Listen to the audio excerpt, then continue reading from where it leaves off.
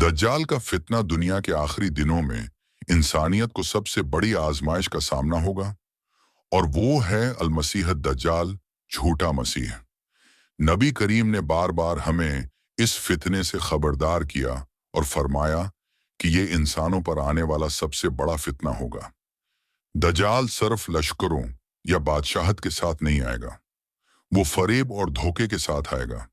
वो झूठे माजिज़े दिखाएगा, आसमान से बारिश बरसाएगा, मर्दों को जिंदा करेगा, रिज्क और खुराक पर काबू पाएगा। लोग समझेंगे कि जिंदगी और मौत की कंजियां इसी के हाथ में हैं। लेकिन याद रखो, उसकी ताकत सिर्फ धोखा होगी। वो पहले नबी होने का दावी करेगा, फिर एक कदम आगे बढ़ाकर खुदाई का दावी करेगा। कमजोर ईमान वाले लोग उसके जाल में फंस जाएंगे। नबी करीम ने दज्जाल की निशानियां वाज़ेह बता दी। उसकी एक आंख खराब होगी, उसकी दोनों आंखों के दरमियान लिखा होगा काफिर। हर मोमिन उसे पढ़ सकेगा, चाहे वो पढ़ा लिखा हो या ना हो।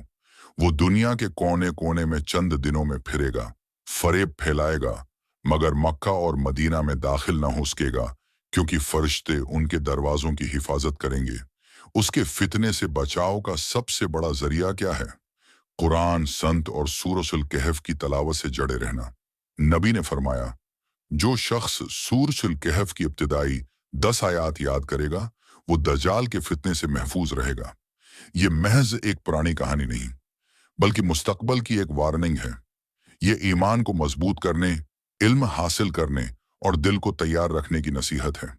क्योंकि जब दज्जाल आएगा तो सच और झूठ की सरहदें धंधला जाएंगी, और सिर्फ वही लोग बचेंगे जो ईमान पर साबित कदम रहेंगे।